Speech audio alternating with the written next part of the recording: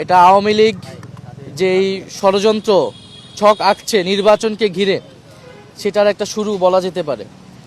ফলে এই ধরনের পরিবেশকে আমরা কিভাবে একত্রে মোকাবেলা করব এবং সেটার জন্য যেই ফ্যাসিবাদ বিরোধী জাতীয় ঐক্য প্রয়োজন, সেটা যাতে অটুট থাকে। আমরা জানি নির্বাচনের রাজনীতিতে আমরা প্রতিযোগিতা করব, প্রতিদ্বন্দ্বিতা করব, একে অন্যের বিরুদ্ধে হয়তো বলবো, কিন্তু সেটা যাতে কখনোই একটা সীমাকে অতিক্রম না করে এবং আওয়ামী লীগকে যাতে কোনো সুযোগ সুবিধা করে না দেয়, এই ব্যাপারে আমরা সকলেই ঐক্যমত পোষণ করেছি। আওয়ামী লীগকে রাজনীতির মাঠে আসার একটা স্বাভাবিকীকরণ প্রক্রিয়া, একটা নর্মালাইজিং প্রসেস আমরা দেখতে পাচ্ছি। বিশ্ববিদ্যালয়গুলোতে দেখছি আওয়ামীপন্থী শিক্ষকরা গোপন মিটিং করার সুযোগ পাচ্ছে। আমরা কোর্টপাড়ায় দেখতে পাচ্ছি যে জয় বাংলা স্লোগান হচ্ছে। আমরা টকশোতে দেখছি এরকম আওয়ামীপন্থী বুদ্ধিজীবীরা আসছে। আমরা ভোটের মাঠে দেখছি যে জাতীয় পার্টিকে প্রস্তুত করা হচ্ছে। ফলে এই যে একটা সম্মিলন আমরা দেখতে পাচ্ছি, এটা একটা পরিকল্পিত আয়োজন আওয়ামী লীগকে রাজনীতির মাঠে পুনর্বাসিত করার। এবং আওয়ামী লীগ বুদ্ধিজীবী, সাংবাদিক, সাংস্কৃতিক কর্মী নানা নামে কিন্তু আওয়ামী লীগ সমাজে কথা বলার চেষ্টা করছে, কাজ করছে।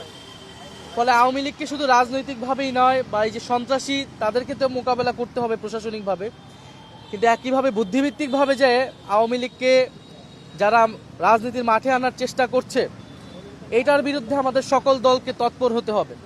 আওয়ামী লীগ এই সকল পরিকল্পনা করতেছে দিল্লিতে বসে। ফলে ভারত সরকারের প্রত্যক্ষ বা পরোক্ষ মদত ছাড়া আওয়ামী লীগ এই ধরনের পরিকল্পনা করতে পারে না। এই ধরনের তৎপরতা, জঙ্গি তৎপরতা তারা করতেছে। ফলে অবশ্যই ভারত সরকারকে, আমাদের এখানে যারা ভারতীয় দূতাবাস আছে তাদেরকে অ্যাকাউন্টেবল করতে হবে। সরকারের পক্ষ থেকে তাদেরকে ডেকে বলতে হবে যে সেখানে একজন মৃত্যুদণ্ডপ্রাপ্ত গণহত্যাকারীকে ভারত সরকার আশ্রয় দিয়ে অলরেডি তারা একটা নৈতিক অপরাধ করেছে।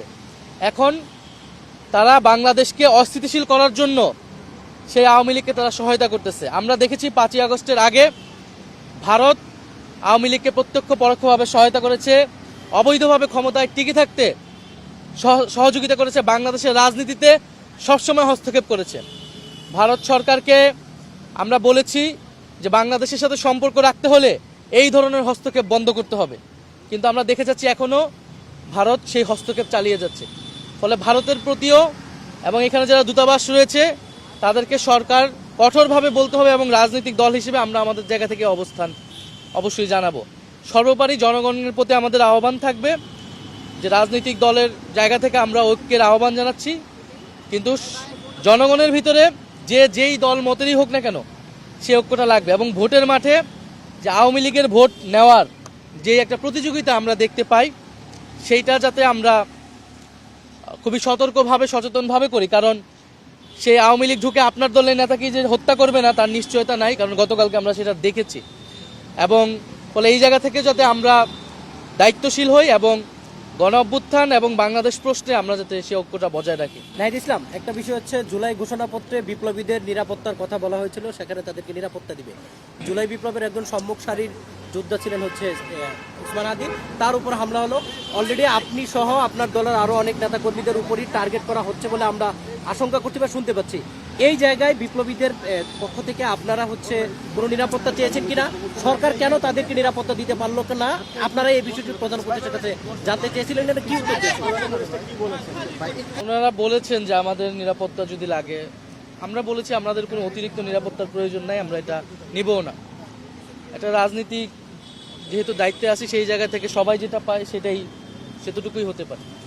আমরা বলেছি যে আপনি এই 5-6 জন, 7-8 জন, 10-12 জন মানুষের আমরা হয়তো সরকার নিরাপত্তা দিল, আমরা হয়তো বাসায় বসে থাকলাম, গাড়িতে বসে থাকলাম, গানম্যান নিয়ে চলাফেরা করলাম, কিন্তু বাংলাদেশের যে আপামর মানুষ যারা রাস্তায় নেমেছিল, যে ছাত্ররা রাস্তায় নেমেছিল, যেহেতু ঢাকায় থাকে না, যেহেতু ঢাকার বাইরে থাকে, কোনো একটা উপজেলায় থাকে, জেলা সদরে থাকে, অথবা শহীদ পরিবার, আহত, তাদের নিরাপত্তাটা কিভাবে হবে? আমরা তো শুধু কেবল আমাদের নেতাদের নিরাপত্তা নিশ্চিত করলে হবে না, নেতাদের নিরাপত্তা দিয়ে জুলাই টিকে থাকবে না।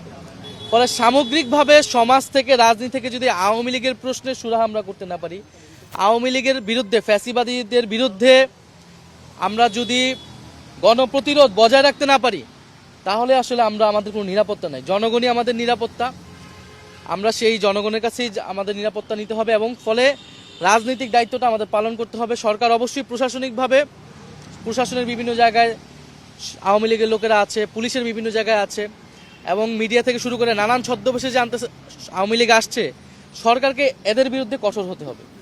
আর বাকিটা রাজনৈতিক দলের জায়গা থেকে আমরা বলেছি, কোর্টপাড়ায়, বিশ্ববিদ্যালয়ের সকল রাজনৈতিক দলের, ফ্যাসিবাদ বিরোধী দলগুলোর মতাদর্শীপন্থী কিন্তু সংগঠন রয়েছে, তারা যাতে তাদের সংগঠনকে, তাদের মতাদর্শী লোকদেরকে মোবিলাইজ করায়।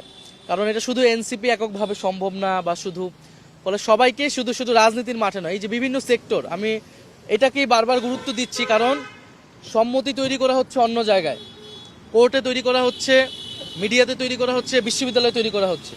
ফলে এসব জায়গায়, সাংস্কৃতিক জায়গায় তৈরি করা হচ্ছে, এইসব জায়গায় আওয়ামী লীগকে অবশ্যই প্রতিরোধ করতে হবে এবং প্রশাসনিকভাবে আওয়ামী লীগকে আরও বেশি সন্ত্রাসীদের চিহ্নিত করে গ্রেফতার করতে হবে এবং ভারতকে অ্যাকাউন্টেবল করতে হবে। এই তিনটা জায়গায় যদি আমরা কাজ করতে পারি সম্মিলিতভাবে, আমরা মনে করি যে নির্বাচন সম্ভব এবং সুষ্ঠু নির্বাচন স্বার্থে এই তিনটা জিনিস আমাদের অবশ্যই করা লাগবে। নির্বাচনকে সুষ্ঠুভাবে আমাদেরকে করতে হবে।